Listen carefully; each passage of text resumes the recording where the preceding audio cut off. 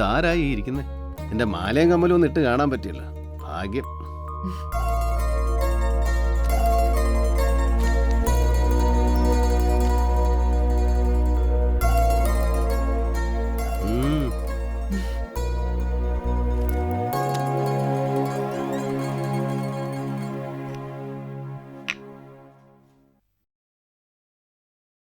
അയ്യോ, കുങ്കുമ പൊട്ടിടുന്നത് കല്യാണം കഴിച്ചവരല്ലേ? എന്റെ കല്യാണം കഴിഞ്ഞല്ലോ. ചുമ്മാ അങ്ങ് പറഞ്ഞാ മതിയോ? അതിന് ചില ചടങ്ങുകളൊക്കെ ഇല്ലേ? ചടങ്ങുകളും കഴിഞ്ഞു. എന്റെ കല്യാണം കഴിഞ്ഞിട്ട് 7 കൊല്ലായി.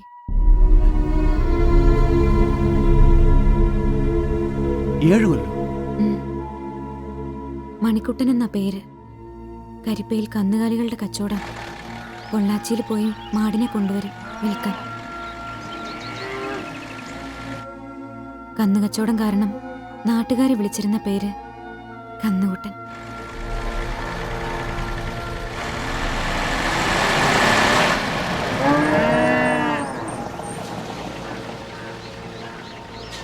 നീ ലോഡ് കൊണ്ടാ ചന്ത ഇറക്കി.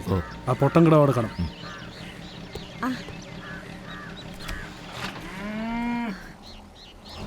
മോളെ മല്ലികേ, ദേ മണിക്കുട്ടൻ വന്നു. എടി മല്ലികേ, നിന്റെ അമ്മ വിളിക്കുന്നു. അമ്മേ, ദാ വരുന്നു. മണിയേട്ടാ, ഞാൻ ഇപ്പൊ വരാം. അമ്മ ചായ വെക്ക്. മോനിരിക്കും. നിന്റെ മണിയേട്ടനോട് പറയടി, നീ 2 ദിവസം കഴിഞ്ഞിട്ട് ചെല്ലാന്ന്. പറയാത്ത ഉഴപ്പേ ഉള്ളൂ. ഇപ്പൊ തന്നെ ലോഡ് എടുക്കാൻ പോയതുകൊണ്ടാ പിന്നെ ഇവിടെ ആക്കിയിട്ട് പോയാ. ഞാൻ എപ്പോഴും അടുത്ത് വേണം. അതൊക്കെ മനസ്സിലാവണമെങ്കിലേ കല്യാണം കഴിക്കും.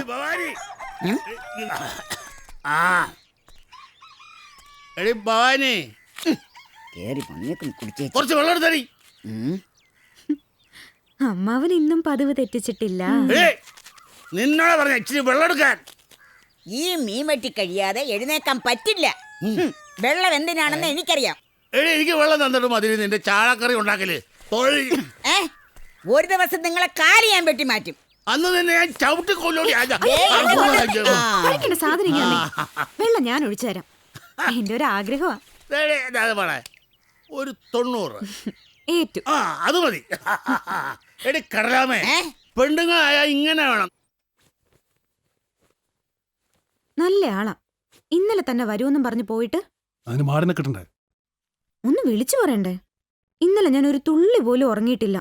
ഞാൻ ലോറി കിടന്ന് നല്ല സുഖമായിട്ട് ഉറങ്ങി. കന്ന് കച്ചവടം ചെയ്ത് കന്നിനെ പോലായി സ്വഭാവം. വെറുതെ എല്ലാ ആൾക്കാര് കന്നുകുട്ടൻ എന്ന് വിളിക്കുന്ന കന്നുകുട്ടൻ.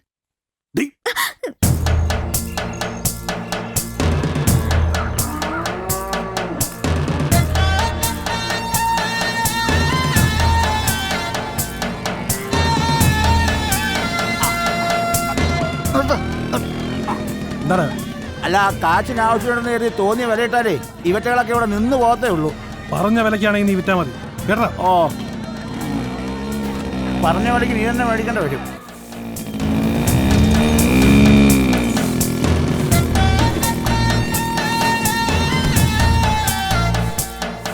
എടാ മണി, രാവിലെ നീ വന്ന് പറഞ്ഞു പറഞ്ഞ് ക്രാവ് വാങ്ങിച്ചത് 6000. ഇന്നലെ വൈകിട്ട് നീ വാങ്ങിച്ചത് 2000. 2 മാസത്തെ വാടക 2000, മൊത്തം 10. രാവിലെ കിടന്ന് പിടയ്ക്കണ്ട, തരും. ഉച്ചയ്ക്ക് മുമ്പേ കിട്ടണം. അത് ഉച്ചയാകുമ്പോ പറയാം. ഇത് കൊള്ളാലോ. ഇതിപ്പോ കയ്യിലിരിക്കുന്ന കാശ് കൊടുത്ത് കടിക്കുന്ന പട്ടിയെ മേടിച്ചു എന്ന് പറഞ്ഞ പോലെയായി. ശിവേട്ടാ, വൈകിട്ട് ഒരു ലോഡ് കുരുമുളക് വരുന്നുണ്ട്. ഇറക്കാൻ കൊടുത്തുണ്ടോ? ലോഡ് ഇറക്കാനൊന്നും എന്നെ കൊണ്ടുപോയാ. നീ വല്ല കൊട്ടേഷൻ ഉണ്ടെങ്കിൽ പറടാ. ദേ ശിവേട്ടാ, മിണ്ടാതിരുന്നോണം. വെറുതെ ഒരു പറച്ചില്. നിർമ്മല എവിടെ പോയി? ചേച്ചിയും സുധാകരേട്ടനും കൂടി കാലത്ത് ഇറങ്ങിയതാ. എങ്ങോട്ടാന്ന് പറഞ്ഞില്ല. അവര് വല്ല ഉരുളി കമത്താനും പോയിട്ടുണ്ടാവും. ഉരുളിയോ? ഓ ബെസ്റ്റ്. ഈ പൊട്ടിപ്പണിനോട് എന്ത് പറഞ്ഞാലും മനസ്സിലാവില്ല. എടി കുഞ്ഞിക്കാല് കാണാൻ നേർച്ച.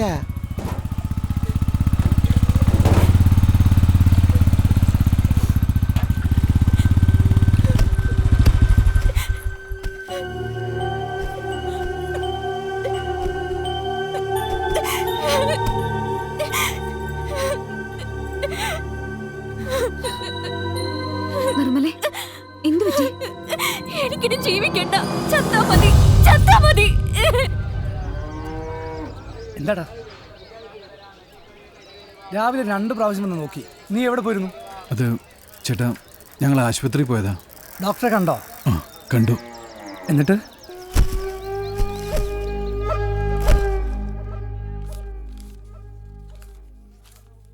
നിർമ്മലയുടെ കാര്യം ആകെ കുഴപ്പമായി. ഉം. ഡോക്ടർ പറഞ്ഞു അത്രേ സുധാകരേട്ടന് കുട്ടികൾ ഉണ്ടാവില്ലെന്ന്. പാവം.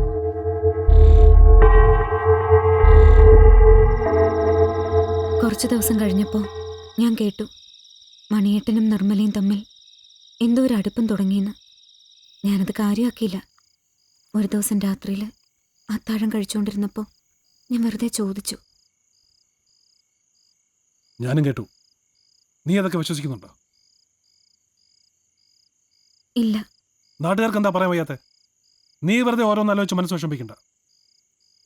അങ്ങനൊന്നും ഇല്ലാന്ന് എന്റെ തലത്തൊട്ട് സത്യം ചെയ്യൂ. എന്റെ ഒരു മനസമാധാനത്തിന്. അയ്യോ വേണ്ട വേണ്ട, എനിക്ക് വിശ്വാസം. പോയാരാ നോക്ക്.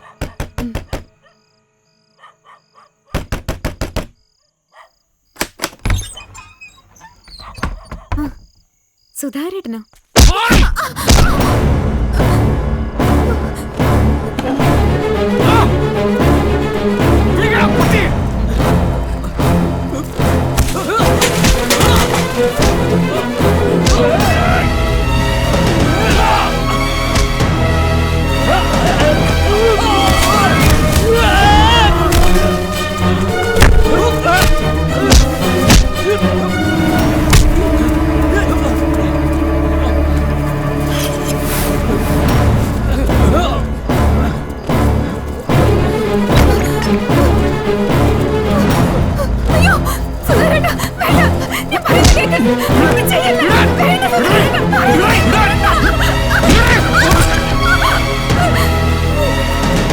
എന്റെ കുടുംബം തകർത്തിട്ട് നീ ഇവിടെ സുഖമായിട്ട് ജീവിക്കാന്ന് കരുതി